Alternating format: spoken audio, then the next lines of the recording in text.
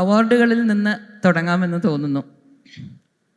ഈ ഇരിക്കുന്ന രണ്ട് കക്ഷികളും പരസ്പരം മത്സരിച്ച് ഇവിടെ എത്തിയുള്ളവരാണ്. റിലേ മത്സരം എന്ന് പറയാൻ വയ്യെങ്കിലും ഏതാണ്ടൊരു റിലേ മത്സരത്തിൽ തന്നെയാണ് ഇന്ത്യയിൽ നിന്ന് നിലവിലുള്ള കൊള്ളാവുന്ന അവാർഡുകൾക്കെല്ലാം വിവർത്തനത്തിൻ്റെ വിഭാഗത്തിൽ സന്ധ്യയ്ക്കും ഇംഗ്ലീഷ് ഫിക്ഷൻ്റെ വിഭാഗത്തിൽ സഹറൂനും. ഇപ്പോൾ നിങ്ങളുടെ വിവർത്തനം എന്ന അനുഭവത്തിനെ കഴിഞ്ഞ് നിങ്ങളുടെ മത്സരവും സൗഹൃദവും എന്നുള്ളതിനെ പറ്റി ഒരു കമൻറ്റ് പറയാമോ? സഹറു ആദ്യം പറയൂ. മത്സരമൊന്നുമില്ല, സൗഹൃദമേ ഉള്ളൂ. ഒരു വിഭാഗത്തിലല്ലാത്തത് കൊണ്ടാണോ മത്സരം ഇല്ലാത്തത്? അവാർഡ് നഷ്ടപ്പെടുന്നുണ്ട്, പ്രത്യേകിച്ചിട്ട് വേദനയൊന്നുമില്ല. അങ്ങനെ പ്രത്യേകിച്ചിട്ട് അവാർഡ് കൊണ്ട് ഒരു എഴുത്തുകാരനാകുന്നും ഇല്ലാതാകുന്നൊന്നുമില്ല. എൻ്റെ ലൈബ്രറിയിലോട്ട് തിരിഞ്ഞു നോക്കിയാൽ 70% എഴുത്തുകാർ, എൻ്റെ പ്രിയപ്പെട്ട എഴുത്തുകാരും അവാർഡൊന്നും വാങ്ങിക്കാത്തവരാണ്. അപ്പോൾ അത് പ്രത്യേകിച്ചിട്ട് വേദനയോ ഒന്നും ഉണ്ടാക്കുന്നില്ല. വളരെ സന്തോഷമേ ഉള്ളൂ സുഹൃത്തിന് അവാർഡ് കിട്ടിയിട്ടുണ്ടെങ്കിൽ. സന്ധ്യ, 2000 ഈ വർഷം തുടക്കത്തിലാണ് എൻ്റെ ബുക്ക് പബ്ലിഷ് ചെയ്യുന്നത് ഇംഗ്ലീഷിൽ.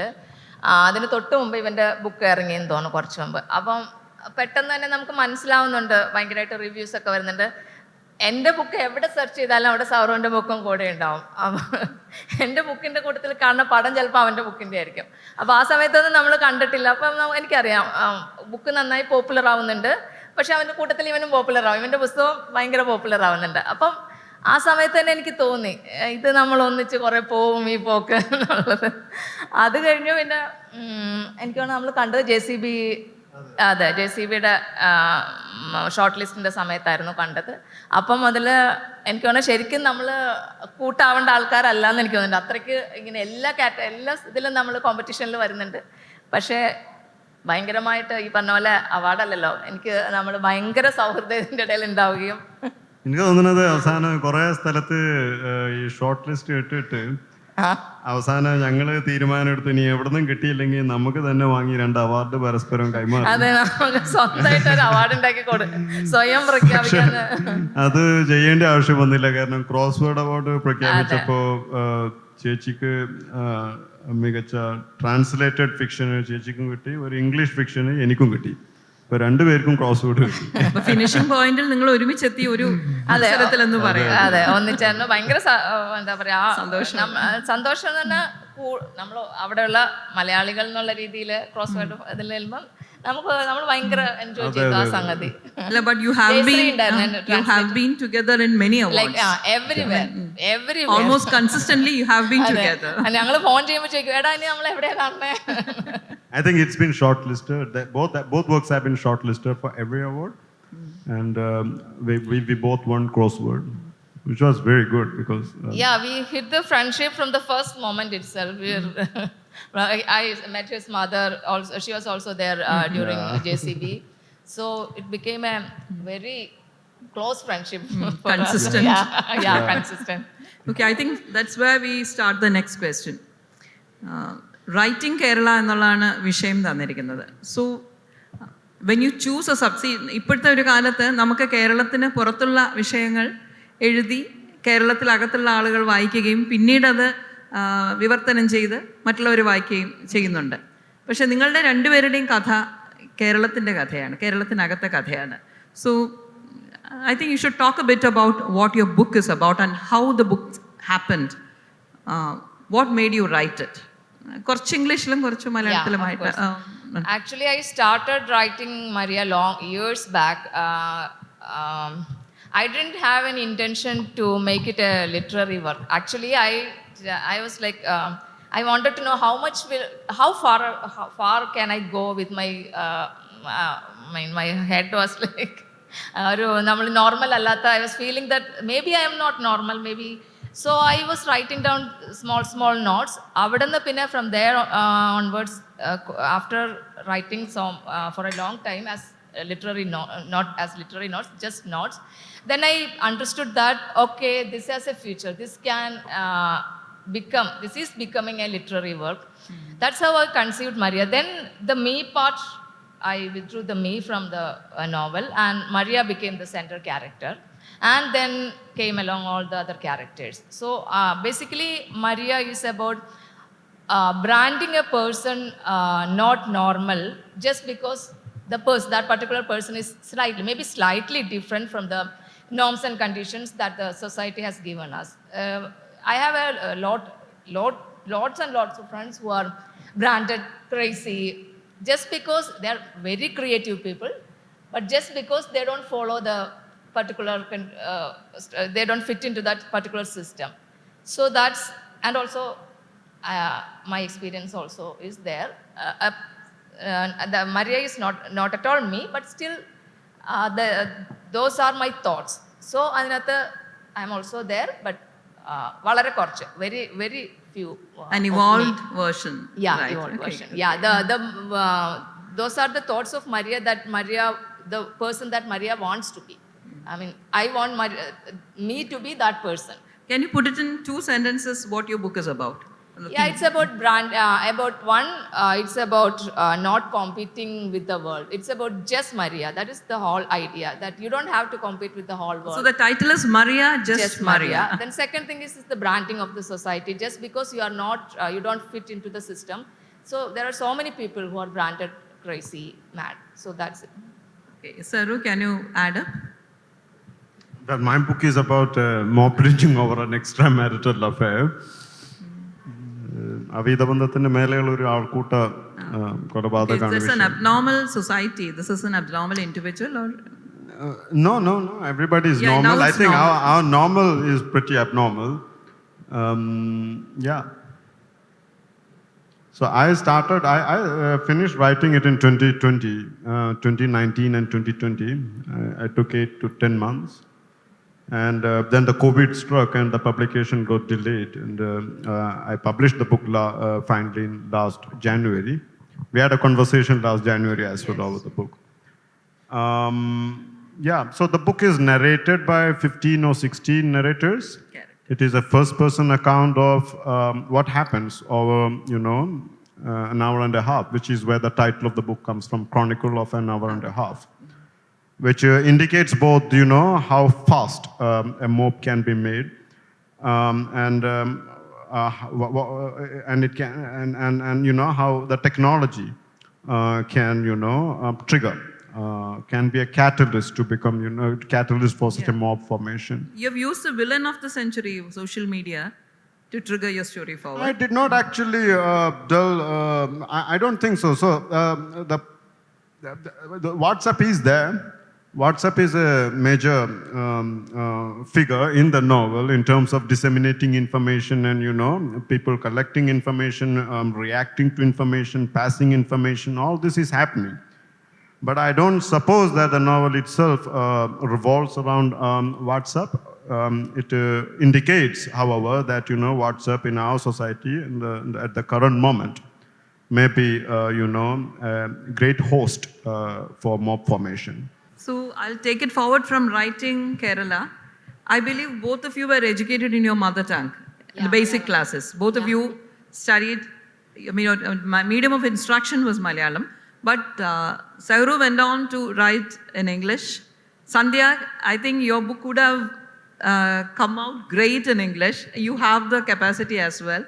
And I wonder why, did you start writing in English, and when did you go forward to Malayalam again? Yeah, actually I started writing in Malayalam. പിന്നെ ഞാനത് കുറേ അധികം, കാരണം ആ സമയത്ത് ഞാൻ നോട്ട്സ് ആയിട്ടാണ് എഴുതുന്നത്. സോ അതിനകത്ത് ഇതിപ്പം പുറത്തോട്ട് ആർക്കും ലിറ്റററി വർക്കായിട്ട് പുറത്തോട്ട് കൊണ്ടുവരാനുള്ള ഒരു ഉദ്ദേശത്തിലല്ലായിരുന്നു ഞാൻ എഴുതുന്നത്. കാരണം ആദ്യം ഞാൻ ആ സമയം എഴുത്ത് നിർത്തിയിരിക്കുന്ന സമയമാണ്, കുറച്ച് കഥകളൊക്കെ പബ്ലിഷ് ചെയ്ത് കഴിഞ്ഞിട്ട് എഴുത്ത് നിർത്തിയിരിക്കുന്ന സമയമായിരുന്നു. So I started writing these notes in English. പക്ഷേ അത് വേണമെന്നുണ്ടെങ്കിൽ അത് ഇംഗ്ലീഷിൽ തന്നെ കണ്ടിന്യൂ ചെയ്യാമായിരുന്നു. പക്ഷെ അത് ഞാൻ പറയാം, ലിറ്റററി വർക്കായിട്ട് എനിക്ക് ഫീൽ ചെയ്യാൻ തുടങ്ങിയ സമയം മുതൽ ഞാൻ അത് മലയാളത്തിലോട്ട് ആവുക ചെയ്തത്. പല ഭാഗവും ശരിക്കും ഞാൻ തിരിച്ച് ട്രാൻസ്ലേറ്റ് ചെയ്തിട്ടുണ്ട്, ഇംഗ്ലീഷിൽ നിന്ന് മലയാളത്തിലോട്ട് ട്രാൻസ്ലേറ്റ് ചെയ്ത് ആണ് പിന്നെ ജയശ്രീ പല ഭാഗവും ആ മലയാളത്തിൽ നിന്ന് ഇംഗ്ലീഷിലോട്ട് ട്രാൻസ്ലേറ്റ് ചെയ്തത്. അത് ആ സമയത്ത് നമുക്കറിയില്ല, we don't know how to enter this Indian literary scene. എനിക്ക് നോർമലി മലയാളം ലിറ്റററി സീനിൽ തന്നെ എൻ്റർ ചെയ്യാൻ ഭയങ്കര മടിയുള്ള കൂട്ടത്തിലാണ് ഞാൻ. പിന്നെ പുസ്തകം എഴുതണം, പിന്നെ നമ്മൾ അതിൻ്റെ വഴി അന്വേഷിച്ചും കൂടെ നടക്കണമെന്നൊക്കെ പറഞ്ഞാൽ വലിയ മെനക്കേടാണല്ലോ. അപ്പോൾ അതുകൊണ്ട് ഞാൻ വിചാരിച്ചു, ഓക്കെ നമുക്ക് ഇവിടെ ആണെങ്കിൽ നമുക്കറിയാം, ഇപ്പം സാറും ഇങ്ങനെ എഴുതി കഴിയുമ്പോഴൊക്കെയാണ് നമുക്ക് മനസ്സിലാവുന്നത് ഓക്കെ മേ ബി അങ്ങനെ ഒരു ഇതുണ്ട്. അപ്പം നമുക്ക് ആരെയും അറിയില്ല, ഇംഗ്ലീഷ് പബ്ലിഷേഴ്സ് അങ്ങനെയൊന്നും അറിയില്ല, അങ്ങനെ ഒരു ആലോചന പോയില്ല. എന്തായാലും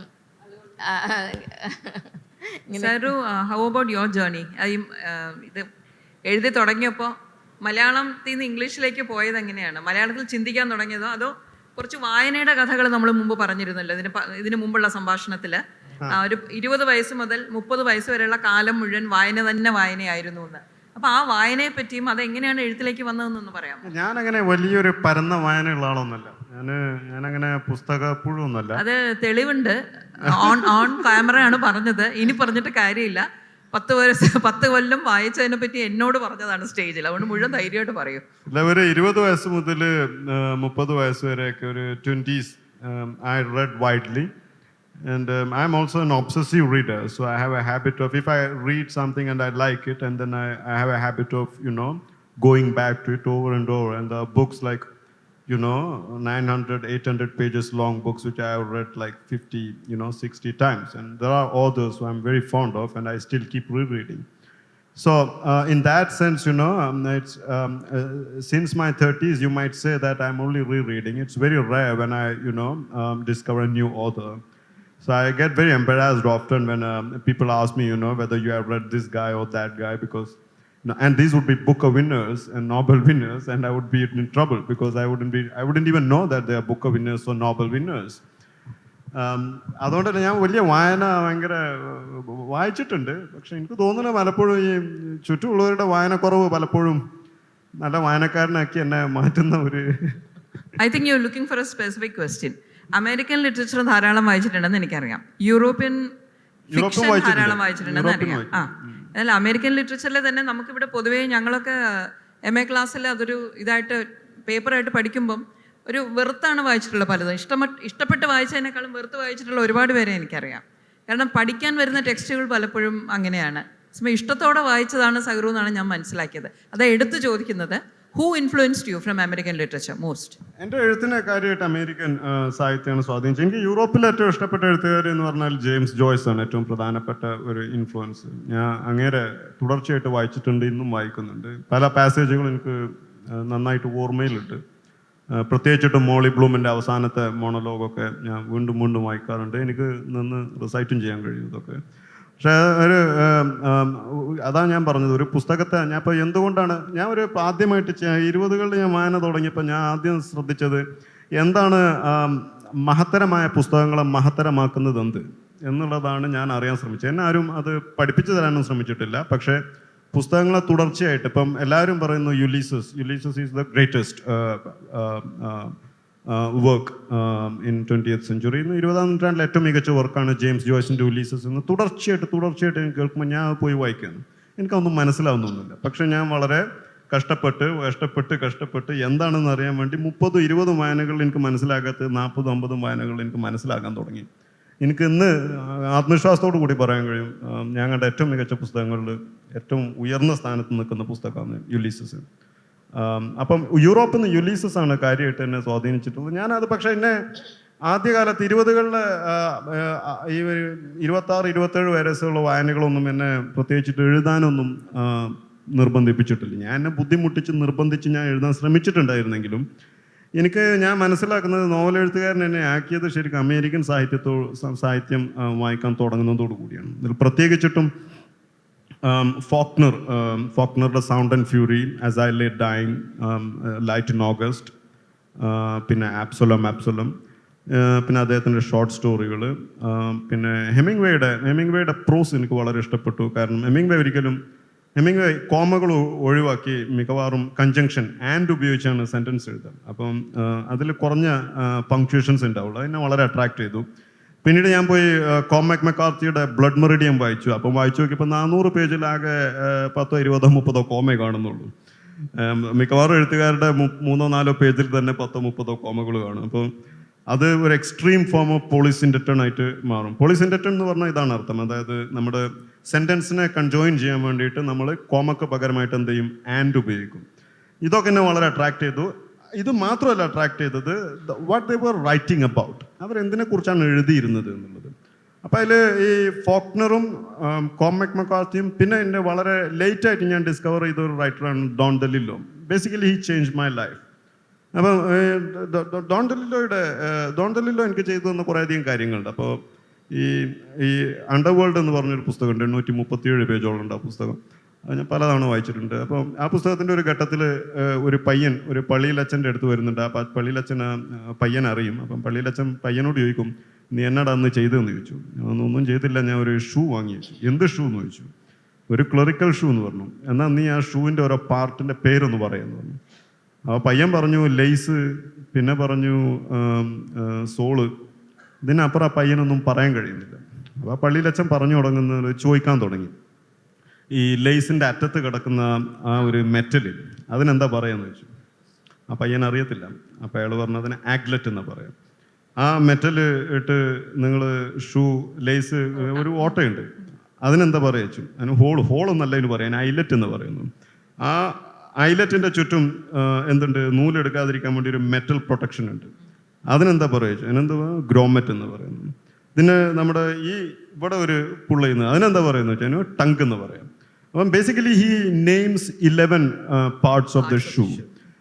അത് പറഞ്ഞിട്ട് പുള്ളി പറയുന്നൊരു കാര്യം, ലാംഗ്വേജിന് എപ്പോഴും നമ്മൾ അതിൻ്റെ ഹാർഡ്, അതായത് അതിൻ്റെ ഏറ്റവും മെറ്റീരിയൽ ആയിട്ടുള്ള ആസ്പെക്റ്റിൽ കാണാം. അതിൻ്റെ ഏറ്റവും ഭൗതികമായിട്ടുള്ള അവസ്ഥയിൽ ഭാഷയെ കാണാനുള്ള ഒരു ശേഷി മനുഷ്യന് വേണം. മിക്കവാറും നമ്മൾ ദൂരെ നോക്കി എപ്പോഴും നമ്മളുടെ അറിവ് എപ്പോഴും പരിമിതമായിട്ട് കിടക്കുന്നത് നമുക്ക് ഏറ്റവും പരിചിതമായ കാര്യങ്ങളെക്കുറിച്ചാണ് എന്നുള്ളതാണ് അതിൻ്റെ അർത്ഥം. അപ്പം ആ വാക്കുകളുടെ ലഭ്യതയും, അപ്പം വാൾട്ട് വിറ്റ്മാൻ എന്താണോ കവിതയിൽ ചെയ്തത് ഞാൻ മനസ്സിലാക്കുന്നത് ഡോൺ ഡെലില്ലോ പ്രോസിന് വേണ്ടി ചെയ്തു എന്നാണ് ഞാൻ മനസ്സിലാക്കുന്നത്.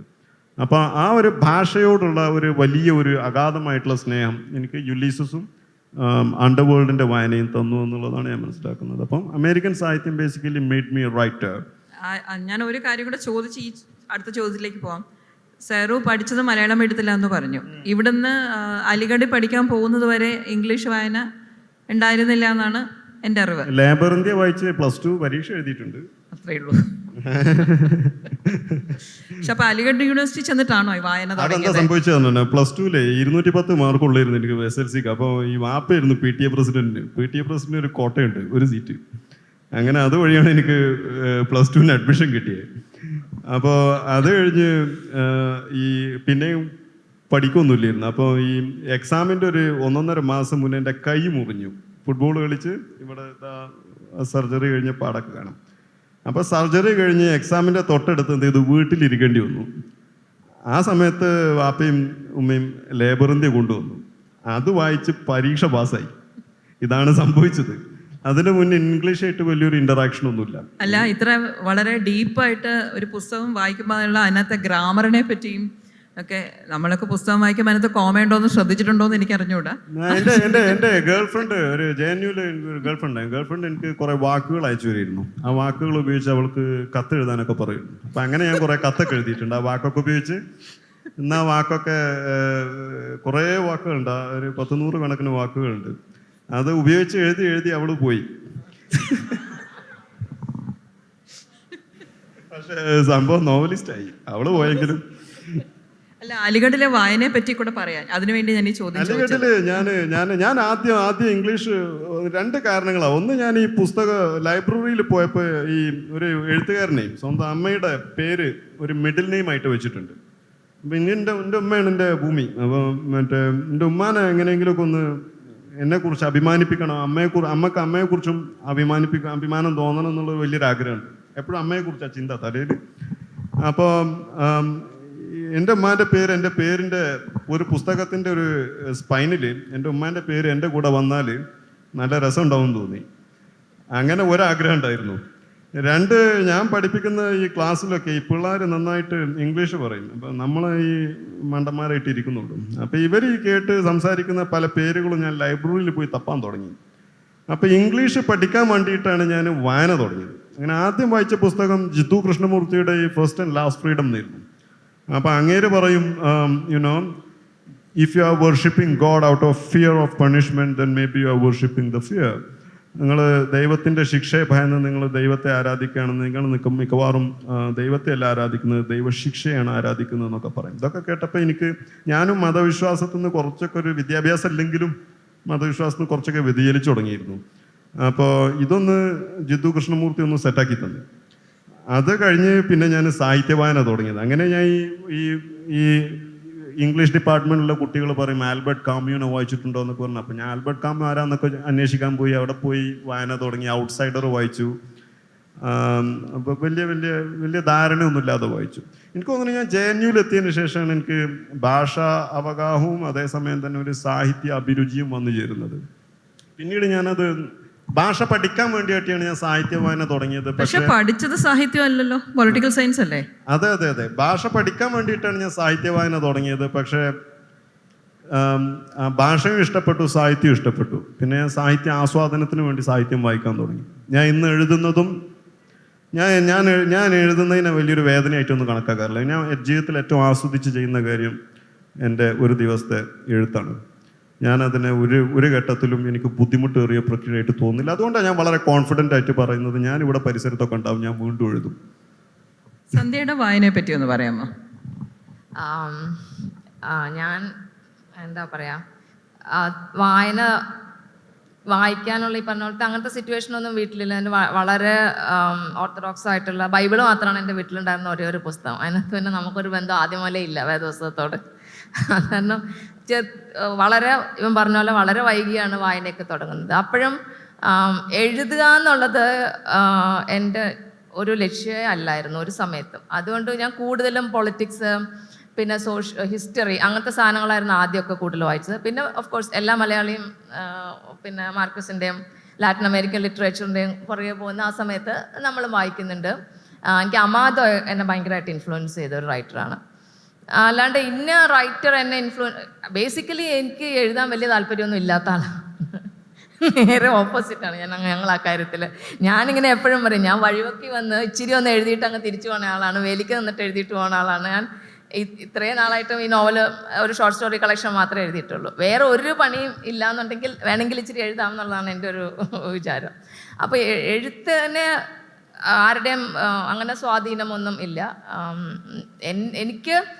ഞാൻ വളരെ സെൽഫ് ക്രിറ്റിക്കലാണ്, ഭയങ്കര സെൽഫ് ക്രിറ്റിക്കലാണിത്. അപ്പോൾ അത്രയ്ക്ക് എനിക്ക് ഇത് ആളുകൾ കണ്ടാൽ കുഴപ്പമില്ല എന്ന് ഉറപ്പുണ്ടെങ്കിൽ മാത്രമേ ഞാൻ പബ്ലിഷ് ചെയ്യാനായിട്ടൊരു സാധനം അയക്കുകയുള്ളൂ.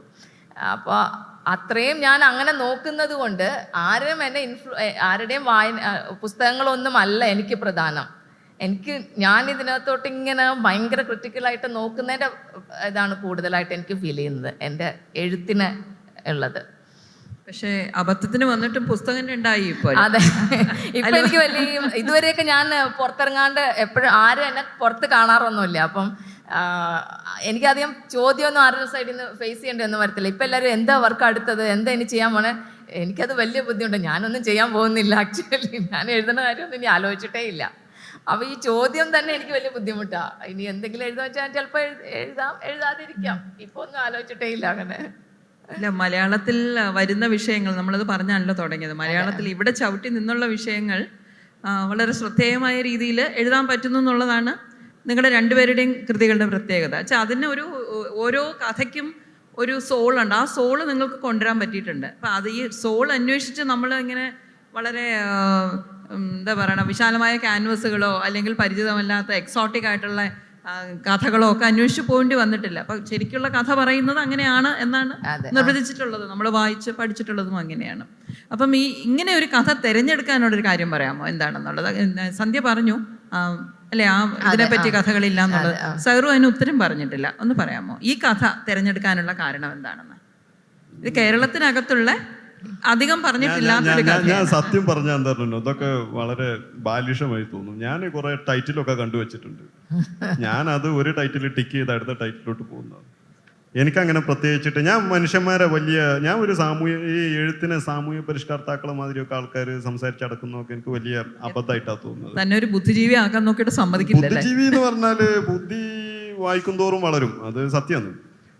നമുക്ക് നമ്മുടെ ലോകത്തെക്കുറിച്ചുള്ള ഒരു അറിവുണ്ട്, നമ്മളെ അറിവ് വലുതാകും. ഞാൻ വളരെ സെൽഫ് ക്രിട്ടിക്കൽ ആയിട്ടുള്ള ഒരാളാണ്. എന്നെ ഒരു മാതൃകാ പുരുഷനായിട്ടൊന്നും ഞാൻ ആരുടെയും മുന്നോട്ട് വെക്കാറില്ല. പുസ്തക വായന ഒരു മനുഷ്യനെ നല്ലവനാക്കുകയും ചീത്തവനാക്കുകയും ചെയ്യും എന്നുള്ള ധാരണയും എനിക്കില്ല. ഞാൻ ജീവിതത്തിൽ കാണുന്ന വളരെ നല്ല മനുഷ്യന്മാരൊന്നും പുസ്തകം വായിച്ചിട്ടുള്ള ആൾക്കാരൊന്നുമല്ല. പുസ്തക വായന നമ്മൾ ജീവിച്ചിരിക്കുന്ന മനുഷ്യാവസ്ഥയെക്കുറിച്ച് കൂടുതൽ നമ്മളെ ബോധവാന്മാരും ബോധവതികളുമാക്കും. ബോധവാന്മാരും ബോധവതികളാക്കിയാലും അത് കൂടുതൽ മനുഷ്യനെ ക്ലവറാക്കി മാറ്റാനും കഴിയും. നമ്മളൊരു സെൽഫ് അവയർനെസ് പലപ്പോഴും എന്താന്നല്ല ഒരു മാറ്റത്തിനുള്ള ഒരു കാരണമൊന്നല്ല. സെൽഫ് അവയർനെസ് മാറും. എനിക്ക് അവൻ പറഞ്ഞതിനോട് ചേർന്ന് പറയാനുള്ള കാര്യം ഒരു ഇതെന്ന് വെച്ചാല് എനിക്ക് ഈ ക്രിയേറ്റിവിറ്റിയും എഴുത്തും തമ്മിൽ ബന്ധമൊന്നുമില്ല. അന്തം വിട്ട് ക്രിയേറ്റീവായിട്ട് നടക്കുന്ന ആൾക്കാർ ഒരു കുന്തം എഴുതാണ്ട് നടക്കുന്നുണ്ട്. അവർക്ക് എന്താ ക്രിയേറ്റിവിറ്റി ഇല്ലേ? അത് നമ്മളെപ്പോഴും ഈ വായന അതൊന്നുമില്ല. ഈ ഒരാൾ ക്രിയേറ്റീവ് ആണെങ്കിൽ വായന ചിലപ്പം ഏതെങ്കിലും രീതിയിൽ നമ്മളെ ഹെൽപ്പ് ചെയ്യില്ല എന്നല്ല ഞാൻ പറയുന്നത്. എന്നെ വായന ഹെൽപ്പ് ചെയ്തിട്ടില്ല എൻ്റെ എഴുത്തിൽ. ഞാൻ എഴുതിയത് എൻ്റെ തോന്നലുകൾ മാത്രമാണ്. എൻ്റെ തോന്നിയവാസമാണ് ഞാൻ എഴുതുന്നത്. അതിനകത്ത് ഒരു രീതിയിലുള്ള വായനയും എന്നെ സഹായിച്ചിട്ടൊന്നുമില്ല. നമുക്ക് തോന്നണം നമ്മൾ എഴുതണം. എനിക്കൊന്ന് അത്രയ്ക്കും എഴുത്തിനെ പറ്റിയിട്ട് ഇങ്ങനെ ഇവോൾവ് ചെയ്തൊക്കെ വരുന്ന ആളുകൾ ഉണ്ടായിരിക്കാം. വായനയെ ഞാൻ ഒരു വലിയ കാര്യമായിട്ട് ഒരാൾ ഇന്ന ആൾ ഭയങ്കര വായനയുള്ള ആളാണെന്ന് പറയുന്നതിന് ഞാൻ പ്രത്യേകിച്ച് ഒരു വിലയും കൊടുക്കുന്നില്ല. ആ വായന അയാളെ ഭേദപ്പെട്ട മനുഷ്യനാക്കുന്നുണ്ടെങ്കിൽ ഓക്കെ കൊള്ളാം. അങ്ങനെയാണ്. അല്ലാണ്ട് തന്നെ എത്രയോ ഒരു കുന്തവും വായിക്കാണ്ട് ഞാൻ പറഞ്ഞ പോലെ എത്ര നല്ല മനുഷ്യർ ലോകത്തെ കൂടെ നടക്കുന്നു, എത്ര ക്രിയേറ്റീവായിട്ട് നടക്കുന്നു. അതുകൊണ്ട് വായനയ്ക്ക് ഞാൻ വലിയ പ്രാധാന്യം കൊടുക്കുന്നില്ല. ഞാൻ വായിക്കുന്നുണ്ടാവാം, പക്ഷെ അത് ഞാൻ വലിയ കാര്യമായിട്ട് ഞാൻ ഒരിക്കലും കാണുന്നില്ല. സന്ധ്യക്ക് ഇപ്പം പറഞ്ഞല്ലോ, പുതിയൊരു പുസ്തകമൊക്കെ ഇങ്ങനെ ഒളിച്ചിരിക്കുന്നേ ഉണ്ടാവുള്ളൂ, സന്ധ്യ തന്നെ അറിയുന്നില്ല, പുസ്തകം പുറത്ത് ചാടുമ്പോഴേ അറിയുള്ളൂ എന്നാണ് ഇപ്പൊ സന്ധ്യ പറഞ്ഞു വെച്ചത്. പക്ഷെ സെഹ്റൂവിന്റെ അങ്ങനെയല്ല. സെഹ്റൂവിന്റെ ഇപ്പൊ രണ്ടും കഴിഞ്ഞ് മൂന്നാമത്തെ പുസ്തകത്തിൽ എത്തി നിൽക്കുന്നതായിട്ടാണ് അറിവ്. അതിനെ കുറിച്ചുകൂടെ പറയാം. അല്ല, ഞാൻ ഉദ്ദേശിച്ചത് എന്താന്ന് വായന ഞാൻ ഉദ്ദേശിച്ചത് എത്രേ ഉള്ളൂ. വായന മനുഷ്യനെ നല്ലവനും ചീത്തവനും ഒന്നും ആക്കുന്നില്ല എന്ന് ഞാൻ പറഞ്ഞിട്ടുള്ളൂ. ഞാൻ വായന, reading is my personal religion. ഞാൻ ജീവിതത്തിൽ ഏറ്റവും ആസ്വദിക്കുന്ന കാര്യം വായനയാണ്. ഏറ്റവും ആസ്വദിക്കുന്ന കാര്യം പുസ്തകം. ഞാനിപ്പോ ചോദിച്ച ചോദ്യത്തിനും കൂടെ ഉത്തരം എന്താ ചോദിച്ചത്? തീരെ അനുസരണ ഇല്ല കേട്ടോ ക്ലാസ്സിൽ. അനുസരണക്കേടാണ് എഴുത്തുകാരെ ഉണ്ടാക്കുന്നത്. അതൊരു മനസ്സിലായില്ല. ഒന്നാമതും എഴുതിയ പുസ്തകം ഞങ്ങൾ അറിഞ്ഞു, അതിന് അവാർഡ് കിട്ടി. രണ്ടാമതൊരു പുസ്തകം വരുന്നതായിട്ട് അറിഞ്ഞു. മൂന്നാമതൊരു പുസ്തകം തട്ടേ കയറിയിട്ടുണ്ടെന്ന് അറിഞ്ഞു. തട്ടേ കയറിയിട്ടുണ്ട്. അപ്പൊ 2-3 പുസ്തകങ്ങളെ പറ്റി കൂടെ പറയണം. അത് വേറെ ജോലിയൊന്നും ചെയ്യാതെ ഇത് മാത്രം ചെയ്തിരുന്നാൽ മതി. അപ്പൊ പുസ്തകം ഒന്നോളും തനിയെ. നിങ്ങളെന്താ ചോദ്യം എന്തായിരുന്നു? ഞാൻ ചോദ്യം രണ്ടാമത്തെയും മൂന്നാമത്തെയും പുസ്തകത്തിനെ പറ്റി കൂടെ പറയുക. അയ്യോ, അത് പറയരുത് എന്ന് പ്രത്യേകിച്ചിട്ട് പബ്ലിഷേഴ്സ് പറഞ്ഞിട്ടുണ്ട്. അല്ലെ, ഒന്ന് ഇറങ്ങി വരികയല്ലേ ഇപ്പോ മേനോൻ ഇൻവെസ്റ്റിഗേഷൻ ഒരു നോവൽ വരുന്നുണ്ട്. പ്രീ പബ്ലിക്കേഷൻ, പ്രീ ഓർഡറിംഗ് എന്നൊരു കാര്യമുണ്ട്. അതിന് പുസ്തകത്തിന് എണ്ണം കയറണം പബ്ലിഷർക്ക് ഉണ്ടെങ്കിൽ ഇതൊക്കെ അറിയണം നാട്ടുകാർ. അതിനാണ് ഇങ്ങനത്തെ സദസ്സൊക്കെ വെക്കുന്നത്. അല്ല, ഇവരെ കൊണ്ട് ആദ്യത്തെ പുസ്തകം ഒന്ന് വാങ്ങിപ്പിക്കാൻ ശ്രമിപ്പിക്കട്ടെ. അടുത്തേക്ക് പോവാം. I wake up at 4. ഞാൻ 4 മണിക്ക് എണീറ്റ് എഴുതുന്ന ആളാണ്. ഞാൻ ജീവിതത്തിൽ ഒരു ദിവസം പോലും 4 മണിക്ക് എണീറ്റ്, എനിക്ക് പനി പിടിച്ചാലും ചുമ പിടിച്ചാലും ഞാൻ 4 മണിക്ക് എണീക്കും. ഞാൻ എൻ്റെ എഴുത്ത് തുടരും. എഴുത്ത് പറഞ്ഞാൽ ഞാൻ ഇങ്ങനെ 4 മണി മുതൽ ഇങ്ങനെ എഴുതിക്കൊണ്ടിരിക്കുക എന്നല്ല, ഞാൻ ആ സ്ക്രീനിൽ അങ്ങനെ തുറച്ചു നോക്കിയിരിക്കും ഒരു 9 മണി വരെ. എന്തെങ്കിലുമൊക്കെ സംഭവിക്കും അപ്പോഴേക്ക്. ഇക്കാര്യത്തില് ഞങ്ങള് എക്സ്ട്രീം ഓപ്പോസിറ്റ് ആണ്. അവൻ അതിന് വേണ്ടി അത്ര സമയം എടുക്കുന്നുണ്ട്. ഞാൻ ആദ്യം പറഞ്ഞ പോലെ കാലങ്ങളോളം ഞാൻ എഴുതാണ്ടിരിക്കുന്നുണ്ട്. എനിക്ക് എഴുത്ത് ഭയങ്കര പുറകെ നിൽക്കുന്ന ഒരു കാര്യമാണ് സത്യം പറഞ്ഞിട്ടുണ്ടെങ്കിൽ. ബാക്കി എല്ലാ പരിപാടിയൊക്കെ നടന്ന് പിന്നെ വേണമെങ്കിൽ എഴുതാം എന്നുള്ളതാണ്. ഞാൻ JNUല് PhD ചെയ്തുകൊണ്ടിരിക്കുകയായിരുന്നു. അപ്പോൾ മിഡ്വേ അബാൻഡൻഡ് ഇറ്റ്. ഞാൻ JNUല് PhD ഒഴിവാക്കി വീട്ടിൽ വന്ന് ട്രൗസർ ഇട്ടിരിക്കാൻ തുടങ്ങിയ. അപ്പോൾ അമ്മ ഇതെപ്പോഴും ചോദിക്കും, എന്തിനാടാ ഈ ട്രൗസർ ഇട്ട് വീട്ടിലിരുന്ന് നീ കഥ എഴുതാൻ വേണ്ടിയിട്ട് നീ എന്തിനാ എന്നെ കൊണ്ട് ഇത്ര കാശ് ചെലവഴിപ്പിച്ച് ചോദിക്കും.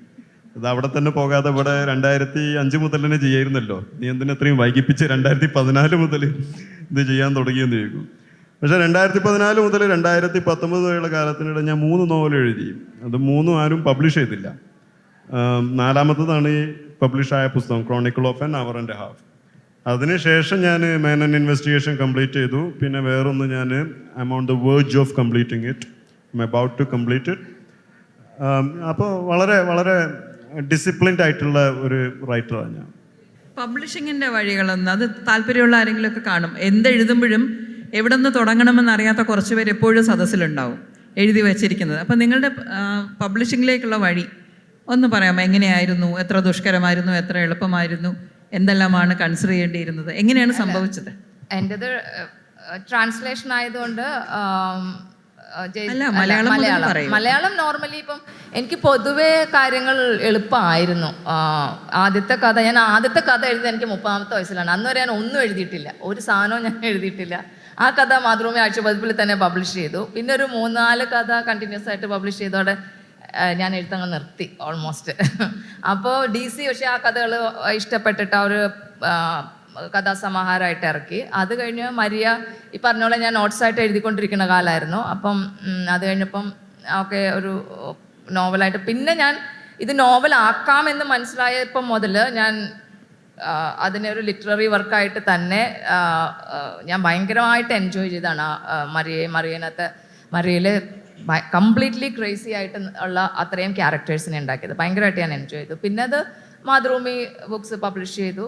അവിടെ നിന്ന് പിന്നെ ജയശ്രീക്ക് അത് ജയശ്രീ അത് ട്രാൻസ്ലേഷൻ എടുത്തു. ജയശ്രീ കളത്തിൽ ജയശ്രീ അല്ല, അതിനിടയ്ക്ക് വരുന്ന ആ കാര്യം അത് പലപ്പോഴും ക്ലിയർ അല്ല. ഒരു പുസ്തകം മലയാളത്തിൽ വന്നു, ശ്രദ്ധിക്കപ്പെട്ടു, അതിനൊരു ഇംഗ്ലീഷ് പരിഭാഷ ഉണ്ടാവുന്നത് എങ്ങനെ? അത് ഒരു എഴുത്തുകാരിയുടെ അനുഭവത്തിൽ നിന്ന് തന്നെ പറയും. അത് നോർമലി സംഭവിക്കുന്നത് പല രീതിയിൽ വരാം. അപ്പം എൻ്റെ കാര്യത്തിൽ സംഭവിച്ചത് ജയശ്രീ ആ പുസ്തകം വായിച്ച് ജയശ്രീ കളത്തിൽ ജയശ്രീ ഓൾറെഡി തന്നെ JCBയും ക്രോസ്വേർഡും വിൻ ചെയ്ത റൈറ്ററാണ്. ജയശ്രീക്ക് അത് ഭയങ്കരമായിട്ട് ഇഷ്ടപ്പെട്ടു. എനിക്കൊന്നും മരിയെ എനിക്കിഷ്ടമുള്ളേക്കാൾ ജയശ്രീക്കാണ് ഇഷ്ടം. അത്രയ്ക്ക് ജയശ്രീക്ക് ആ പുസ്തകം ഇഷ്ടപ്പെട്ടു. പിന്നെ ഒരു 2 ചാപ്റ്റർ ജയശ്രീ ട്രാൻസ്ലേറ്റ് ചെയ്ത് ഹാർപ്പർ കോളിൻസിന് അത് സബ്മിറ്റ് ചെയ്തു. അവിടെ നമ്മുടെ എഡിറ്റർ രാഹുൽ സോണിയുണ്ട്. അതും പ്രധാനമാണ് ഇങ്ങനത്തെ കാര്യത്തിൽ. ഒരു എഡിറ്റർക്ക് ഈ പറഞ്ഞ 2 ചാപ്റ്ററോ അല്ലെങ്കിൽ 50 പേജിൻ്റെയോ അപ്പുറം ഇമാജിൻ ചെയ്യാനും ഇതായിരിക്കും വരണതെന്നുള്ള ആ റോള് ഭയങ്കരമാണ് ആ എഡിറ്ററുടെ. റിജക്റ്റ് ചെയ്യാം, അത് ചിലപ്പം മനസ്സിലാവാണ്ട് ഇതാണ് വരാൻ പോണെന്ന് മനസ്സിലാവാണ്ട് റിജക്റ്റ് ചെയ്യാം. പക്ഷെ ഭാഗ്യത്തിന് രാഹുൽ സോണിക്ക് അത് ഭയങ്കരമായിട്ട് ഇഷ്ടപ്പെട്ടു. അങ്ങനെ എന്നാലേ പിന്നെ ബാക്കിയുള്ള ട്രാൻസ്ലേഷൻ പ്രോസസ്സിലോട്ട് പോകുന്നുള്ളൂ. അത് അപ്രൂവൽ ആയാലേ അടുത്ത ഫുൾ കംപ്ലീറ്റ് ചെയ്യുള്ളൂ. അവർക്ക് ഇഷ്ടപ്പെട്ടില്ലെങ്കിൽ പിന്നെ അത് ഡ്രോപ്പ് ചെയ്യുക ആ പരിപാടി.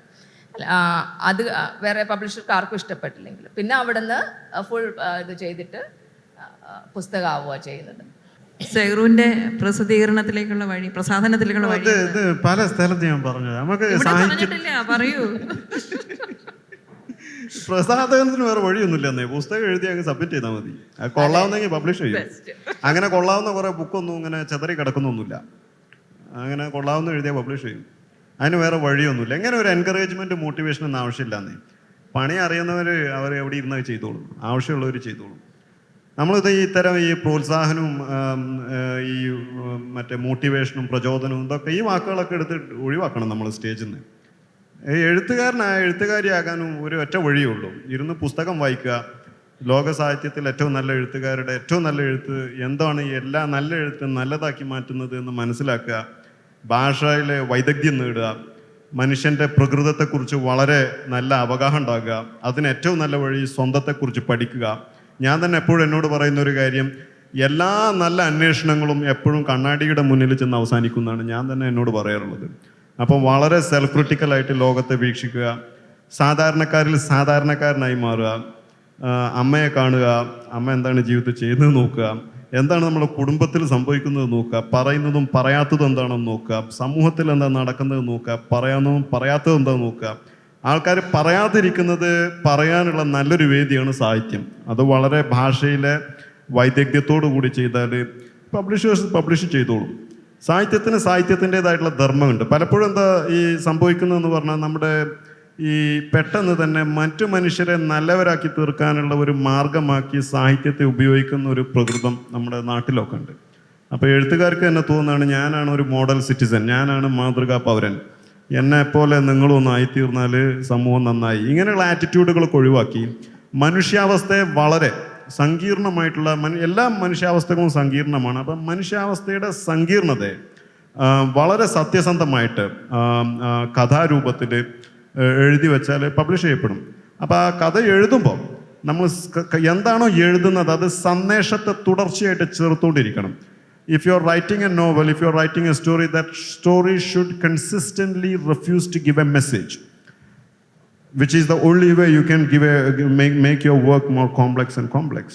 ഞാൻ അതുകൊണ്ടാണ് എപ്പോഴും പറഞ്ഞത്, ഞാൻ എപ്പോഴും ഈ വൈ എന്നുള്ള ചോദ്യം തന്നെ ഞാൻ ഇതുവരെ എൻ്റെ എഴുത്തിൽ പ്രയോഗിച്ചിട്ടില്ല. ഞാൻ എപ്പോഴും വാട്ട്, എന്താണ് എങ്ങനെയാണ്? ഇത് മാത്രമേ ഞാൻ ചിന്തിക്കാറുള്ളൂ.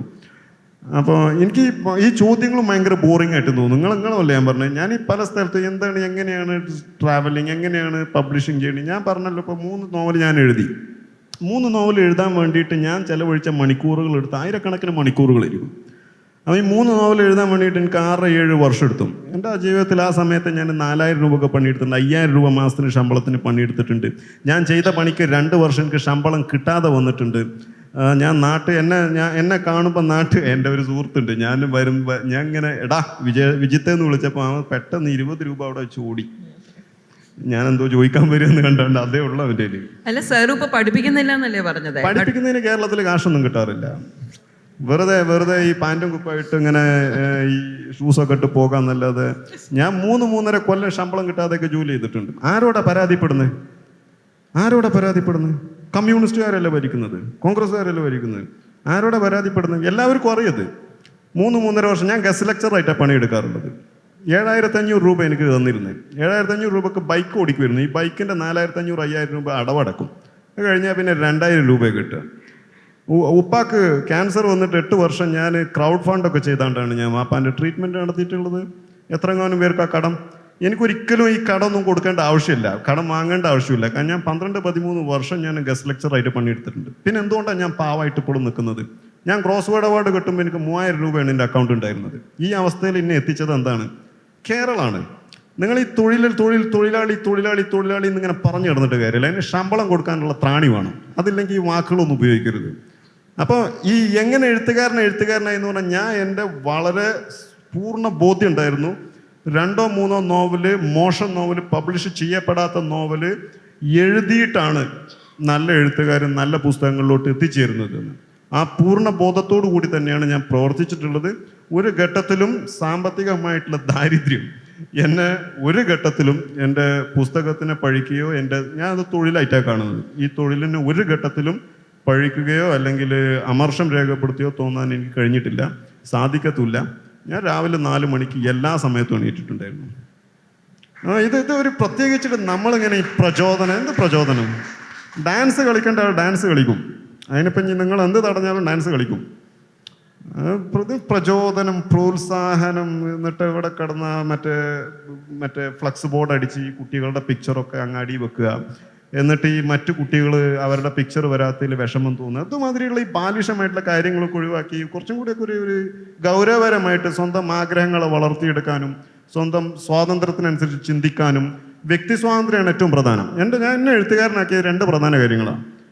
ഒന്ന്, ഞാൻ ആണായാൽ തന്നെ സ്വപ്നങ്ങൾ പിന്തുടരാൻ വളരെ എളുപ്പമാണ്, വളരെ വളരെ എളുപ്പമാണ്. രണ്ടാമത്തെ ഞാൻ മറന്നുപോയി. ഞാൻ പല സ്ഥലത്തും പറഞ്ഞിട്ടുണ്ടായിരുന്നേ. പക്ഷേ ഞാൻ മനസ്സിലാക്കുന്നത് നമ്മൾ എന്ത് ചെയ്താലും അത് ആത്മാർത്ഥമായിട്ട് ചെയ്താൽ സാധിക്കുമെന്നേ. നമ്മളിങ്ങനെ ഈ എഴുത്തുകാർ തന്നെ ഇതിനൊക്കെ വലിയ രൂപത്തിൽ ബുദ്ധിമുട്ടേറിയ മലയും ഇതൊക്കെ ആക്കി തീർക്കുന്നതാണ്. എഴുതുന്നത് വളരെ ആസ്വാദികരമായിട്ടുള്ളൊരു പ്രക്രിയയാണ്. അതിങ്ങനെ കരച്ചിലും പിഴിച്ചിലും ഇങ്ങനെ നടക്കരുത്. ആൾക്കാർ വളരെ ആത്മവിശ്വാസത്തോടു കൂടി ചെയ്യുന്ന കാര്യങ്ങൾ ചെയ്യണം. എന്നാലും ഞാൻ ഒരു തീരുമാനം എടുത്തു. പിന്നെ ഈ വായനക്കാരനെ തിരഞ്ഞെടുക്കരുത്. ഈ വലിയ പ്രത്യയശാസ്ത്ര രൂക്ഷത എന്നുള്ള ആൾക്കാർ ഈ പണിക്കിറങ്ങരുത്. വായനക്കാർ ഏത് വിഭാഗത്തിൽപ്പെട്ട ആൾക്കാരാണെങ്കിലും ആ വായനക്കാർ പുസ്തകം വായിക്കാൻ തയ്യാറാണ്. എന്നെ കമ്മ്യൂണിസ്റ്റുകാർ വായിച്ചാൽ മതി, എന്നെ കോൺഗ്രസ്സുകാർ വായിച്ചാൽ മതി, എന്നെ ലീഗുകാർ വായിച്ചാൽ മതി എന്ന് പറഞ്ഞ എഴുത്തുകാർ എഴുതാൻ നിൽക്കരുത്. അങ്ങനെയല്ല പുസ്തകങ്ങൾ എഴുതേണ്ടത്. അപ്പോൾ അത് ഞാൻ പറഞ്ഞ ഏത് ഇതിനെ തൊഴിലായിട്ട് കണ്ടാൽ മതി. അപ്പോൾ ഈ ആശാരി കസേര ഉണ്ടാക്കുമ്പോൾ ഈ നല്ല ചന്തി തിരഞ്ഞ് നടക്കാറൊന്നുമില്ലല്ലോ. അതുപോലെ തന്നെ ഉണ്ടാക്കി കൊടുക്കുന്ന ആരാണോ ഇരിക്കേണ്ടത് അത് ഇരുന്നോണം. അതുപോലെ എഴുതുന്ന പുസ്തകം എല്ലാ മനുഷ്യർക്കും സ്വീകാര്യമായിട്ടുള്ള രൂപത്തിൽ പുസ്തകത്തെ തയ്യാറാക്കണം. അതിന് ഒരേ ഒരു വഴിയേ ഉള്ളൂ. രാഷ്ട്രീയമായിട്ടുള്ള ശരിയെ തുടർച്ചയായിട്ട് ചേർക്കാൻ പുസ്തകത്തിന് സാധിക്കണം. കാരണം മനുഷ്യൻ വളരെ ഫേക്കാണ്. വീടിൻ്റെ ഉള്ളിൽ മുതൽ സമൂഹത്തിൻ്റെ അകത്തടം വരെ മുഴുവൻ നുണ പറഞ്ഞു നടക്കുന്നൊരു ജീവിയാണ് മനുഷ്യൻ. ഭാഷയിൽ ചിന്തിക്കുകയും ഭാഷയിൽ സ്നേഹവും വികാരവും ദേഷ്യവും ഒക്കെ പ്രകടിക്കുന്ന മനുഷ്യന് എപ്പോഴും നുണ പറയുന്നത് വളരെ അനിവാര്യമാണ്. കാരണം ഭാഷ സംസാരിക്കുന്ന ഏത് ജീവി നുണയെ പറയൂ. സത്യം പറയാൻ വലിയ ബുദ്ധിമുട്ടാണ്. സത്യം പറഞ്ഞാൽ ചിലപ്പോൾ വീട്ടിൽ നിന്നൊക്കെ പുറത്തിറങ്ങേണ്ടി വരും. ഞാനപ്പോൾ നേരത്തെ പറയാമെന്ന ഇതാണ് ഇത് മൂന്നാമത്തെ ഇന്റർവ്യൂ ആണ്. രണ്ടാമത്തെ ഒരു കൊല്ലത്തിനിടയ്ക്ക് സഹറും ഞാനും കൂടെ നടത്തുന്ന മൂന്നാമത്തെ സംഭാഷണമാണ്. എന്റെ കയ്യിലുള്ള ചോദ്യമൊക്കെ തീർന്നു, പുസ്തകം ഒരെണ്ണമേ ഇറങ്ങി. അല്ല, രണ്ടാമത്തെ കാരണം വരുന്നുണ്ട്. പറഞ്ഞോ ബാക്കി ഞാൻ പറഞ്ഞു. മറന്നുപോയി, ഇപ്പൊ വരുന്നുണ്ട്. നേരത്തെ വിട്ടുപോയ രണ്ടാമത്തെ കാരണം. അല്ല, അതുകൊണ്ട് ഒന്നെങ്കിൽ ബുക്കർ മേടിക്കണം, അല്ലെങ്കിൽ രണ്ടാമത്തെ പുസ്തകം ഇറങ്ങണം. അല്ലാതെ ഇനി സംസാരിക്കില്ല, കാരണം ചോദ്യങ്ങളില്ല നമ്മൾ തമ്മിൽ പറയാനായിട്ട്. അത്രയധികം സംസാരിച്ച് തീർത്തിട്ടുണ്ട്. പക്ഷെ സാഹിത്യം വളരെ ആസ്വാദികരമായിട്ടുള്ള കാര്യമാണ്. നമ്മളിങ്ങനെ എല്ലാ ഈ മത പരിവർത്തനം പോലെ ഇങ്ങനെ എൻ്റെ വഴി ശരി, നിങ്ങൾ എൻ്റെ വഴിക്ക് നടക്ക്, ഇങ്ങനെയൊന്നല്ല ജീവിതം. സങ്കീർണ്ണമാണ്. ഈ പുള്ളിയെ സോളോ എടുക്കാൻ വിളിച്ചാൽ വരില്ല. സോളോ സെഷൻ വെച്ച് കഴിഞ്ഞാൽ എനിക്കൊരു ചോദ്യം ചോദിക്കാൻ ഒരാൾ വേണമെന്ന് പറയും. ആ ഹതഭാഗ്യം ഞാനാണ്. 3 തവണയായിട്ട് ഞാൻ ചോദിക്കുന്നത് സോളോ വെച്ച് പ്രസംഗിച്ചാലേ സാഹിത്യം അല്ലാത്ത ബാക്കി എല്ലാ വിഷയത്തിനും പോകും അത്. സന്ധ്യയുടെ അഭിപ്രായം എന്താ ഈ പറഞ്ഞത്? എന്നോട് റിയാക്ട് ചെയ്യുന്നത് എങ്ങനെയാണ്? എനിക്ക് ഒത്തിരി ആളുകൾ അറിയാം, എഴുതിയേ പറ്റൂ എന്നുള്ള ആളുകൾ എഴുതുക. ഞാൻ അങ്ങനത്തെ ഒരാളല്ല. എനിക്ക് എഴുതിയേ പറ്റൂ എന്നുള്ള നിർബന്ധം അങ്ങനെ തോന്നുന്ന ഒരാളല്ല. ഞാൻ എഴുതാറില്ല. പക്ഷേ ഞാൻ കൂടുതൽ എഴുതുന്നത് ഇപ്പോൾ പൊളിറ്റിക്കൽ ആയിട്ടുള്ള സംഗതികളൊക്കെയാണ് കൂടുതൽ എഴുതുന്നത്. എഴുത്തുകാരെ ഒരു ഭയങ്കര ഒരു സംഗതിയുണ്ട്. എഴുത്തുകാരെ നമ്മളിങ്ങനെ വലിയ ആൾക്കാരായിട്ടൊക്കെ കണ്ട ഒരു കാര്യവും ഇല്ല എന്നുള്ളതാണ് എനിക്ക് തോന്നിയിട്ടുള്ളത്. ഭയങ്കര ഞാൻ പൊതുവെ പുറത്തോട്ട് ഇറങ്ങാത്തത് തന്നെ ഇങ്ങനെ ഒരു പ്രശ്നത്തിൻ്റെ പേരിലാണ്. ഇങ്ങനെ എല്ലാ മനുഷ്യരെയും പോലെയുള്ള എല്ലാ പ്രശ്നങ്ങളും ഉള്ള മനുഷ്യർ തന്നെയാണ് എഴുത്തുകാർ. അപ്പോൾ എന്താ പറയുക, ഈ ആവശ്യത്തിൽ കൂടുതൽ എഴുത്തുകാരെ മഹത്വവൽക്കരിക്കാണ്ടിരിക്കുക എന്നുള്ള എൻ്റെ ഒരു ഇത്. അത് കാലം വരുത്തിയ ഒരു വ്യത്യാസമാണ്. കാരണം മുമ്പ് നമുക്ക് പലർക്കും തോന്നുന്നത് പലരും അയ്യങ്കാളിയാന്നാണ്. അയ്യങ്കാളി ആവത്തില്ല എഴുത്തുകാർ.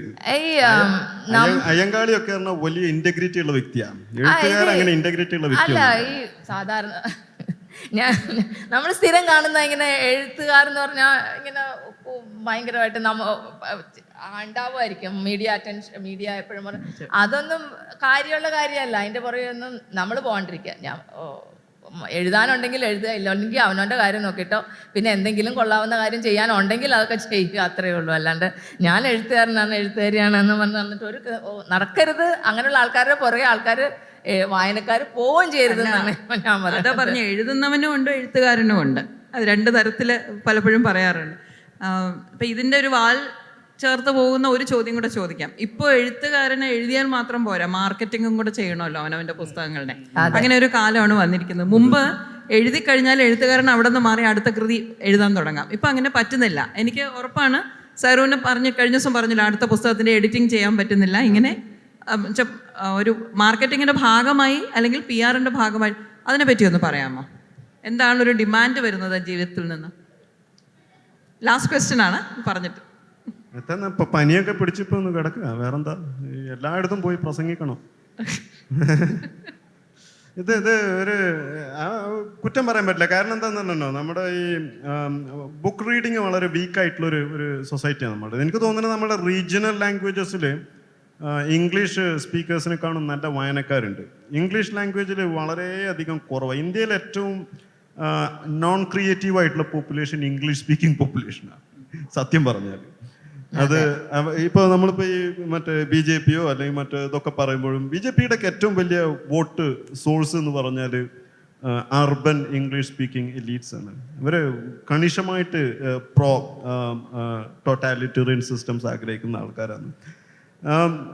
ഈ ഒരു രാജ്യത്ത് ഇംഗ്ലീഷ് നല്ല സാഹിത്യം എഴുതിയാൽ വായിക്കപ്പെടാറില്ല എന്നുള്ള സത്യമാണ്. അതിൻ്റെ ഒരു പ്രധാന കാരണം എന്താണെന്ന് പറഞ്ഞാൽ നമ്മളെപ്പോഴും നമ്മൾ ഭയങ്കര അപകർഷതയുള്ള മനുഷ്യരാണ് ഇന്ത്യക്കാർ. പൊതുവെ നമ്മളുടെ നിറത്തോട് പുച്ഛാണ്, നമ്മളുടെ ഭാഷയോട് പുച്ഛാണ്, നമ്മളുടെ വസ്ത്രധാരണത്തോട് കൂടി പുച്ഛാണ്.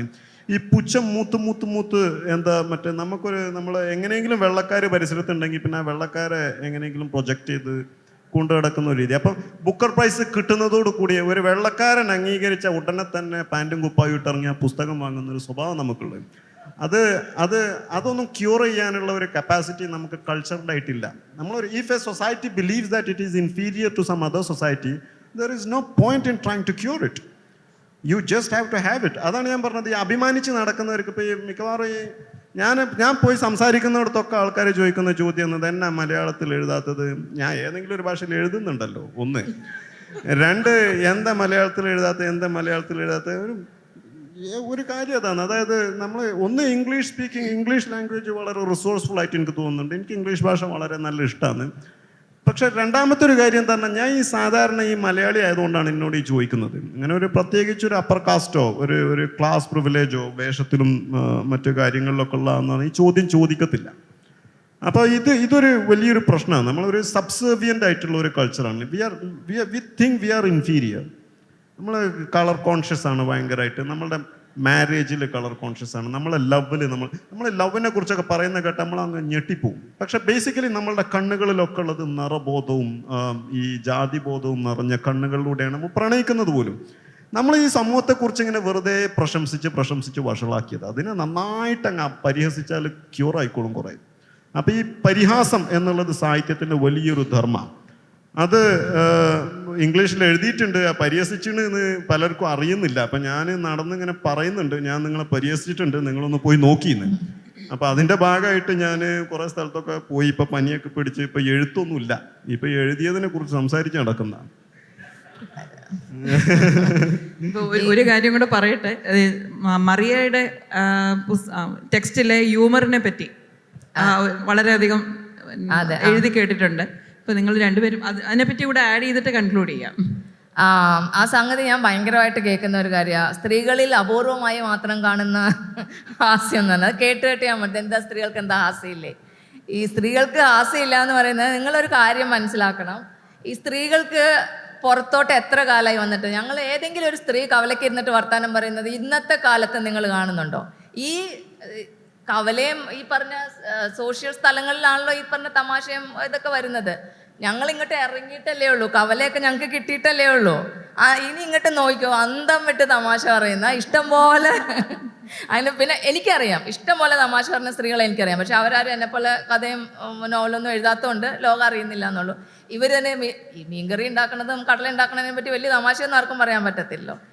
പുറത്തോട്ട് ഇത്രയും നമ്മൾ ശരിക്കും ജനറ്റിക്കലി തന്നെ ഒരു സോഷ്യൽ ഒരു സൊസൈറ്റിയിൽ പുറത്ത് സംസാരിക്കാനെ പറ്റി പോലും കണ്ടീഷൻഡാണ്. നമ്മൾ ശരിക്കും ഓക്കെ ഞാൻ പറയണോ എന്നുള്ളൊരു സംഗതി നമ്മുടെ ജീനിൽ തന്നെ ഇത്രയും നൂറ്റാണ്ടുകളായിട്ട് ഈ അകത്ത് ജീവിച്ച സ്ത്രീകളുടെ ഒക്കെ ഉള്ളിലുണ്ട്. എളുപ്പമൊന്നുമല്ല ആണുങ്ങളെ പോലെ സ്ത്രീകൾക്ക് ഇതുപോലെ ഹ്യൂമർ കൈകാര്യം ചെയ്യാൻ.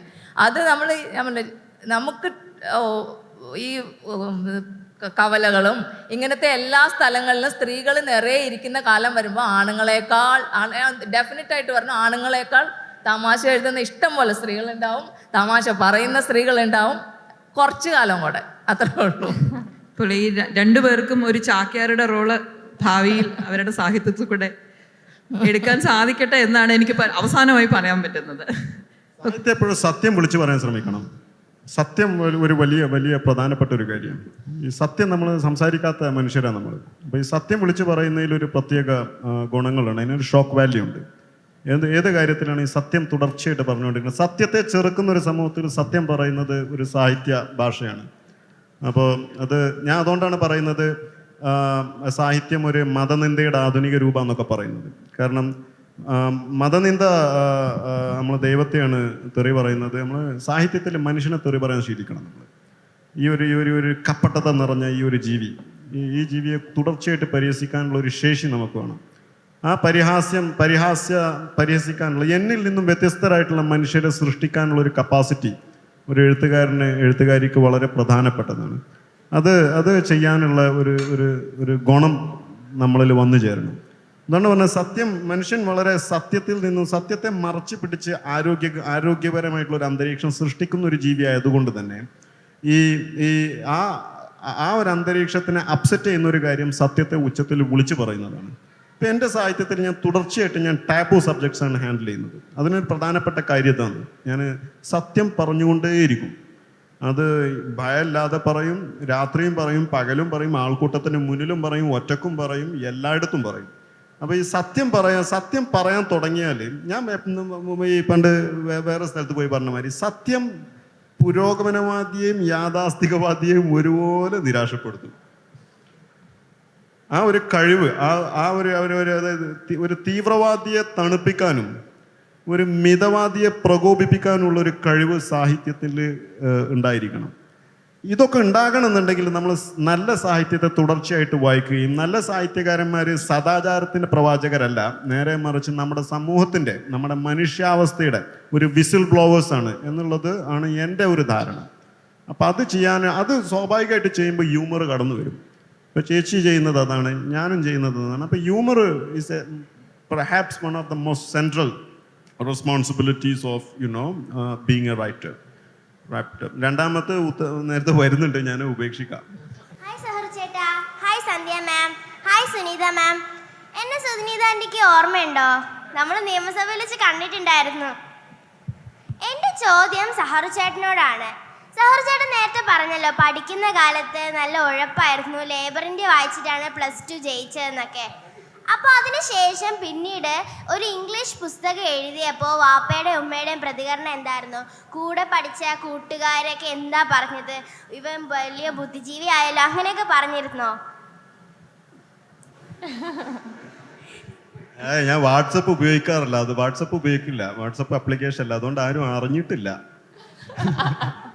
Actually, I've had the privilege of reading both your books last year, and Maria, actually when I started reading, I thought, what a crazy book this is. Why am I reading this book? And then when I came to the last epilogue and I read about why you wrote this book, then it gave a totally new perspective, and I also understood it's wrong to judge people. As you said, we call people crazy because they don't fit into the social norms. So that was a real eye-opener for me, and I was glad that I read your book. And Sahara's book, my daughter gifted it to me. She's also from JNU, and it was a gripping novel. I couldn't put it down. But what what impressed me most was, as a man, how did you get into the mind of women? You were able to express women's feelings so well. So how did you manage to do that? I love my mother. I've seen my mother. Yeah. This is one reason I said it's one of the greatest privileges on earth is to be, a man, to be born a man. You can resist marriage, you can pursue your dream, everything. My mother couldn't do that. Secondly, I think it's not as difficult as people make it out to be. We see the lives around us. ആണുങ്ങളുടെ ജീവിതം പലപ്പോഴും, you understand Malayalam? Okay. അത്ര ബുദ്ധിമുട്ടൊന്നുമില്ലെന്നേ. നമ്മൾ ഈ വീട്ടിലിരിക്കുമ്പോൾ അമ്മയാണ് ഭക്ഷണം കൊണ്ടുവരുന്നത്. അമ്മയുടെ ജീവിതം എപ്പോഴും ഈ അടുക്കളയായിട്ട് ബന്ധപ്പെട്ടാണ്. ഈ അമ്മയെ നോക്കിയാൽ മതി, അപ്പോൾ തന്നെ ജീവിതമൊക്കെ ഏകദേശം പെണ്ണുങ്ങളെയൊക്കെ നന്നായിട്ട് മനസ്സിലാവും എന്നാണ് ഞാൻ മനസ്സിലാക്കുന്നത്. എനിക്ക് പെങ്ങളൊന്നുമില്ല, കൂടുതൽ സുഹൃത്തുക്കളും സ്ത്രീകളാണ്. ഒരു ഗേൾ ഫ്രണ്ട് ഉണ്ടായിരുന്നു, അവൾ എണീറ്റ് പോയി. അപ്പോൾ ഇവരൊക്കെ എന്തുകൊണ്ട് എണീറ്റ് പോയി എന്നും കൂടി ഞാൻ ചിന്തിച്ചിട്ടുണ്ട് എന്ന് പറയാം. അപ്പോൾ എനിക്ക് പ്രത്യേകിച്ചിട്ട് ഇതിനൊന്നും വലിയൊരു പ്രൊഫൗണ്ടായിട്ടുള്ള ഘനഗാംഭീര്യമുള്ള ഒരു ഉത്തരവൊന്നുമില്ല.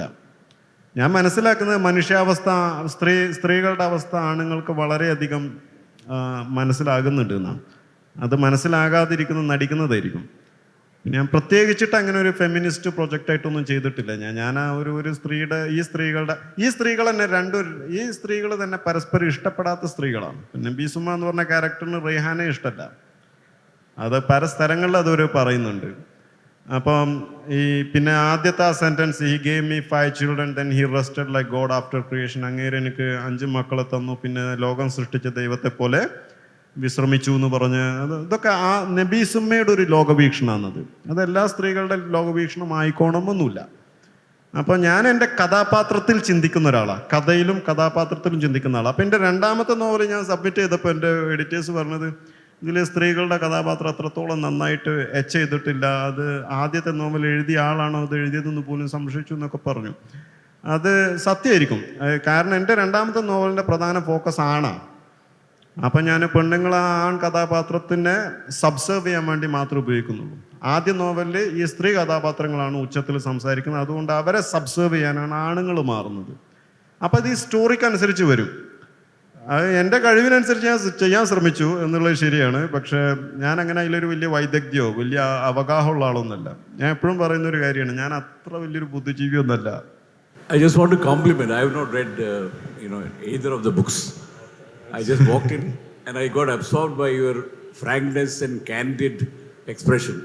Is it a result of living in Delhi and studying in JNU? Because I lived about 27 years in Delhi and just returned 1.5 years back. But I can see a lot of your, your views and your desire to speak truth in this post-truth world. How will it actually pan out? Have you thought about your future? I am living in my future. This is my future. And the second thing is that there is no institution which trains you in honesty. Institutions are incapable of doing that. These are at some point in my life, I realized that human beings are deeply fake. And it's not an intentional fakeness. It's if you refuse to be fake, people wouldn't accept you. This is true. This is true. Try speaking truth. വീട്ടിൻ്റെ ഉള്ളിൽ പോയി സത്യം വിളിച്ച് പറഞ്ഞു നോക്കിയാണ്, അപ്പോൾ മനസ്സിലാവുക. നിങ്ങൾ മലയാളം അറിയോ? ഓക്കെ. നമ്മളെ വീട്ടിൻ്റെ ഉള്ളിൽ നമ്മൾ വിളിച്ച് പറയാത്ത കാര്യങ്ങളൊന്ന് ചിന്തിച്ചാൽ മതി. ഇത് നമ്മൾ ഓരോരുത്തരോട് ചോദിക്കുമ്പോൾ ഓരോരുത്തരും ചിരിക്കും. നമുക്കറിയാം ഉള്ളിൽ എന്താ നടക്കുന്നത്. കാരണം വീട്ടിൻ്റെ ഉള്ളിലാണ് എല്ലാവിധ നമ്മൾ പുറത്ത് പറയാൻ പറ്റാത്ത കാര്യങ്ങളും ചെയ്യുന്നത്. അതിൻ്റെ ഒരു എക്സ്റ്റൻഷനാണ് സൊസൈറ്റി. സൊസൈറ്റിക്ക് പ്രത്യേകിച്ചിട്ട് അങ്ങനെ ഒരു മോശം കാര്യങ്ങൾ. ഞാൻ എപ്പോഴും എല്ലാവരും പറയാറുണ്ട്, നമ്മളെ രാഷ്ട്രീയക്കാർ മോശമാണെന്ന് പറയുമ്പോൾ ഞാൻ എപ്പോഴും പറയുന്നൊരു കാര്യമുണ്ട്, നമ്മളുടെ രാഷ്ട്രീയക്കാർ നമ്മളുടെ ഇടയിൽ നിന്നാണ് വരുന്നത്. നമ്മളുടെ ഗുണങ്ങളൊക്കെയാണ് നമ്മുടെ രാഷ്ട്രീയക്കാരിൽ ഉണ്ടാവുകയുള്ളൂ. അതുപോലെ സത്യം ഒരു പ്രത്യേകിച്ചിട്ട് ബുദ്ധിമുട്ടുള്ള കാര്യമൊന്നുമില്ല. സത്യം ഒരു ഭീഷണിപ്പെടുത്തും സമൂഹത്തെ. അത് സത്യമാണ്. അപ്പോൾ ഞാനത് ചെയ്യാൻ ശ്രമിക്കാറുണ്ട്. നമ്മൾ സംസാരിക്കാത്ത വിഷയങ്ങളെക്കുറിച്ച് സംസാരിക്കാൻ വലിയ ആഗ്രഹമുള്ള ഒരാളാണ്. അപ്പോൾ അത് നാട്ടിൽ നിന്ന് ഇങ്ങനെ ഉച്ചത്ത് വിളിച്ച് പറഞ്ഞാൽ ചിലപ്പം തല്ല് കിട്ടും. പുസ്തകം എഴുതിയോണ്ട് മറ്റധികം ആൾക്കാർ വായിക്കാത്തതുകൊണ്ട് തല്ലൊന്നും കിട്ടുന്നില്ല. ആരോഗ്യകരമായ ഒരു ശീലമാണ് പുസ്തകം എഴുതുന്നത്.